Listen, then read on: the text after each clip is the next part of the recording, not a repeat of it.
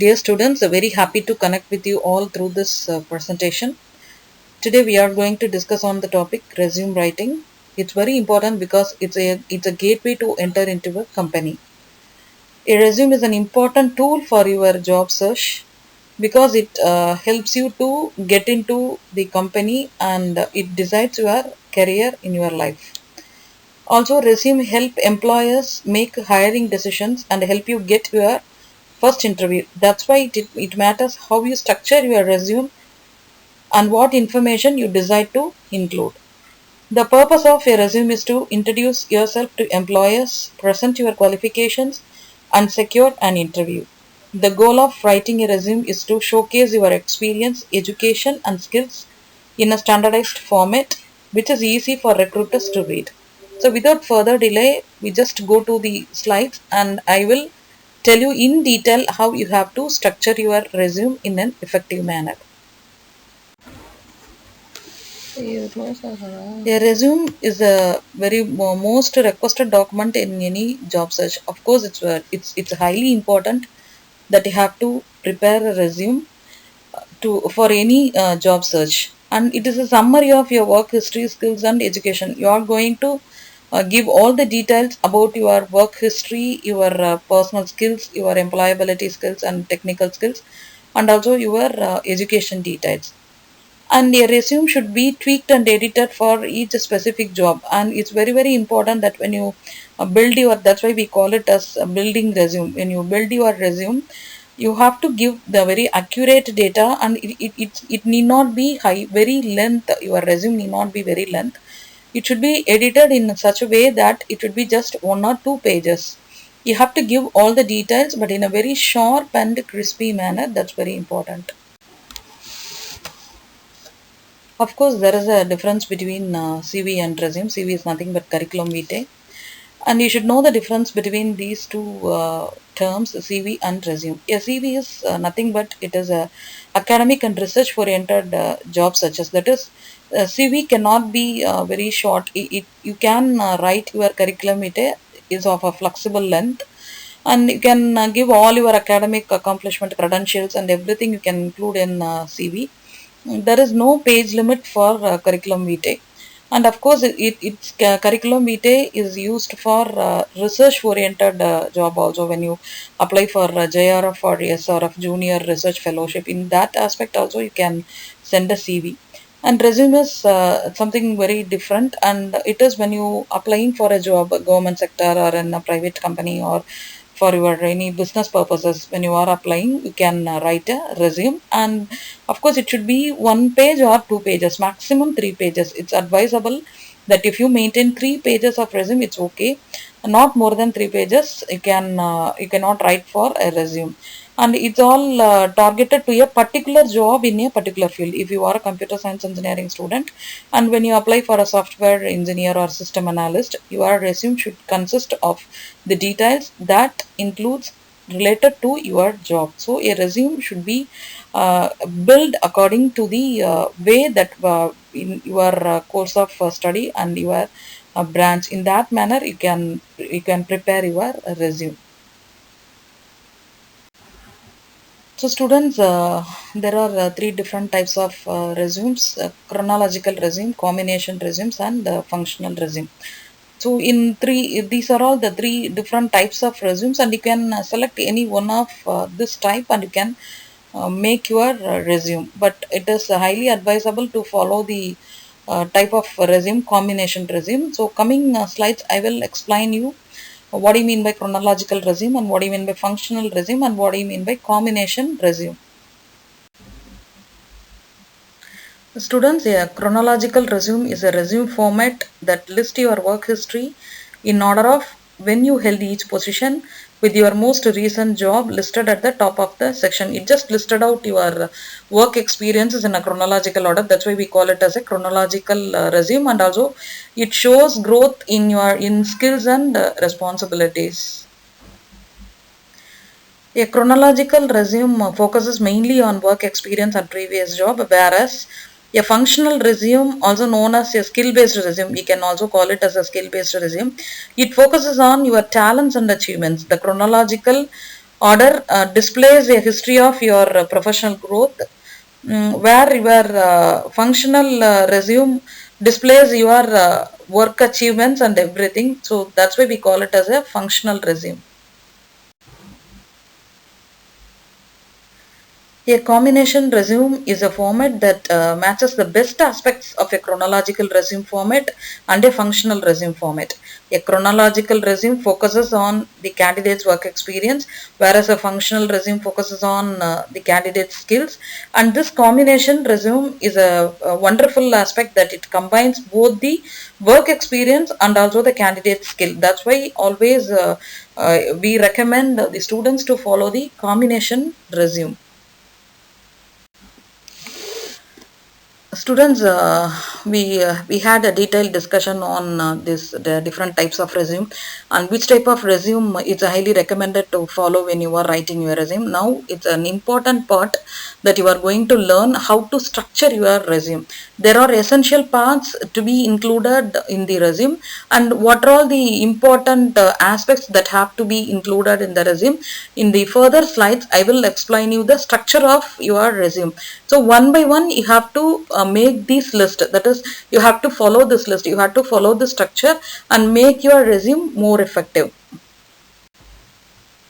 So in your section, in your resume, the first section is contact section. That is in the top part of your resume. That is a header section. We call it as a header section. In that header section, you have to give your contact details. That is at the top of your resume. At the top of your resume, you have to give your first and last name, your permanent address, and then your email address, and then your phone number. And of course, you can include your social media platforms, that is your Facebook account and Twitter or Insta, because the world nowadays world become a globalized village, and it is an essential part that we have to give your social media identity. Also, if you have any blog or websites on your own, you can also include in this contact section. Here we go with an example. Just I have given an example of for how you have to write in a header section. For example, if your name is Aravind, Mr. or Aravind, and then your residential address, in your residential address, and then your mail account and your phone number. And it's very important that if you have a passport, you can include that passport number and also your validity date of your passport also. So the essential part comes in your resume is objective. Of course, aimless life is like an endless journey. You should have objective.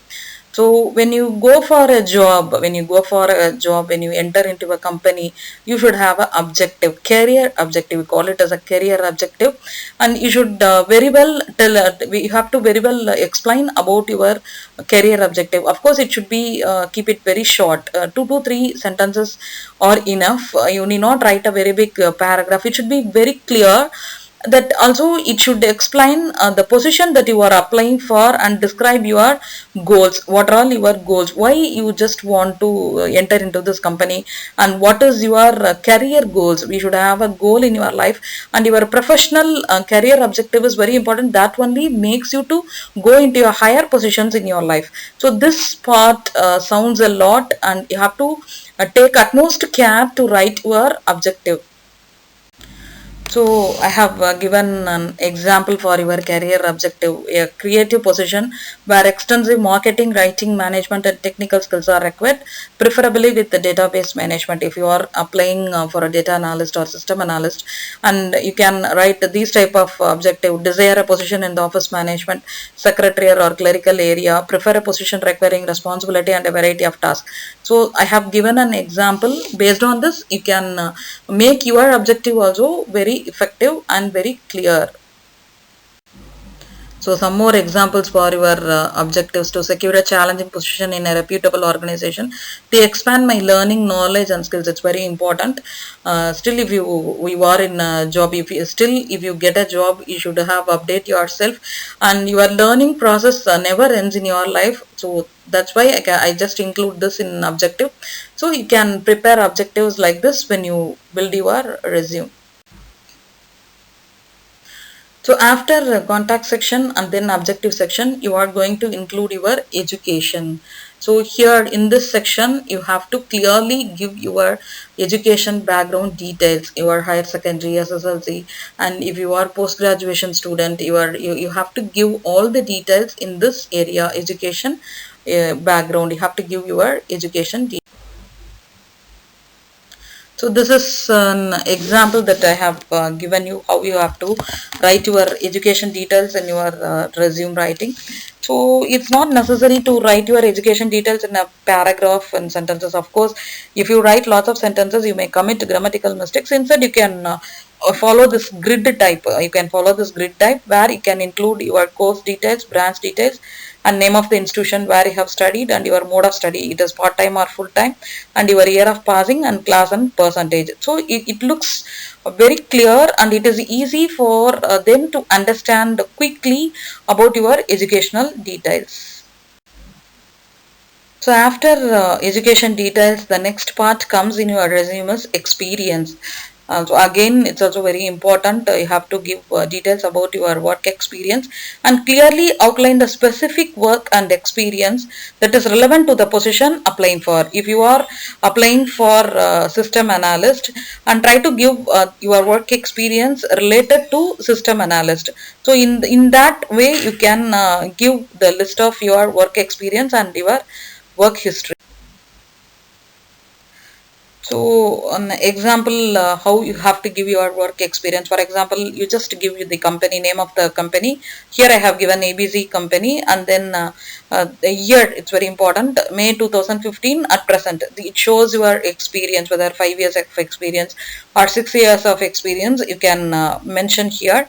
And also your skills, how you performed, what was your contribution at the time of your work experience in that particular company. You can give like this: led and manage campaigns on social media platforms including Twitter, Instagram and Facebook. According to the post you are applying for, you can give in detail about your work experience. Of course, it plays a very major role in our life skills.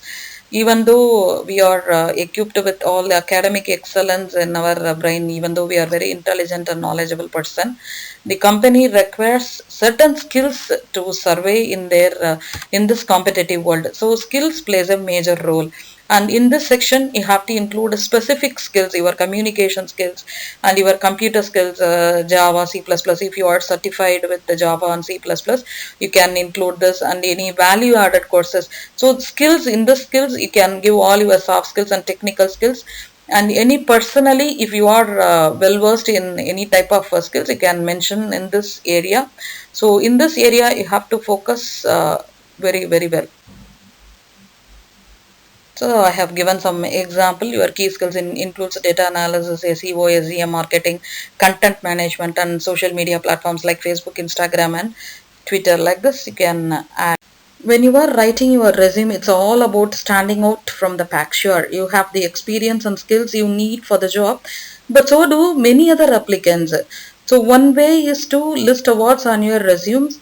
Awards are official recognitions of your work and accomplishments. You can list out your awards, and especially when you list out your awards and publications. If you have published any articles in international journals, really it gives lots of worth to your resume. So don't forget to include this awards and achievements section in your resume.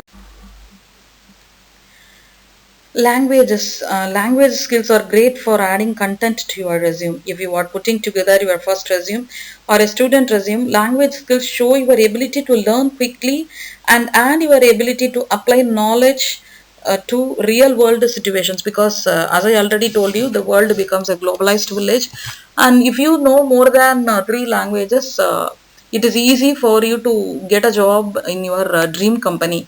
So in this section, in this part, you can include languages that you have known.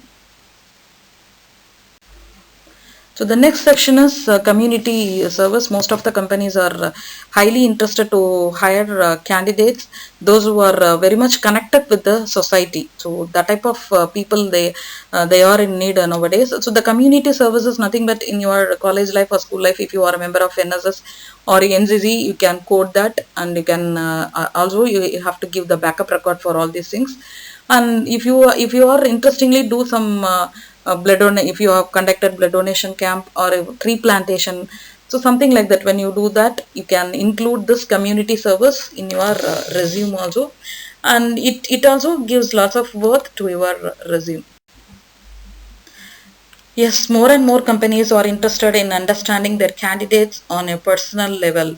So list out your hobbies. Need not go for 4 to 5 hobbies. Just give 2 to 3 hobbies: reading habits, or gardening, or playing cricket, or listening music. Of course, your personal hobby. What do you want to give? You can give in this corner. In your hobbies, you can list out your hobbies in your resume. So all these things are hobbies, and all these things are come in your personal summary. In your personal summary, you have to give your date of birth, your age, and then your hobby, your permanent address again. So in this area, you can include the hobby.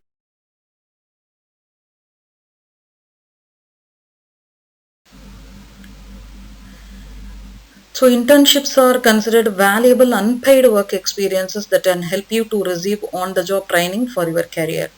More often, adding internship details to your resume can help to enhance the quality of your work experience. It's very important to know when to add internship to your resume. That may help to distinguish you from other applicants. So add internship details. Being an engineering student, of course, I should have gone for lots of internship. So just include your internship details, and it's highly helpful for the people, the hiring people, those who are hiring you. It's highly helpful for them to filter from all the other applicants. So this part is essential, include in your. Yeah, like internship projects also plays a major role in engineering students. At the time of final year, you would have done your projects. So clearly state the type of title of your project and the duration of your project, and whether how far it helps the society such a manner that you have designed your project. So all the details you can give in this area.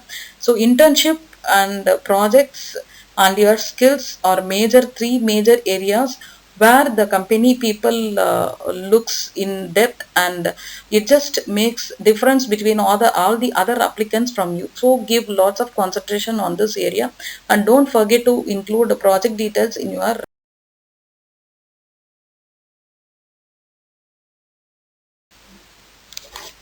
Of course, it's a final element of resume declaration. So it's nothing but you are just declaring that all the above information is correct and accurate. So this is an essential part it's a concluding part. It's a concluding part of your resume. So once again, I will summarize your structure of your resume.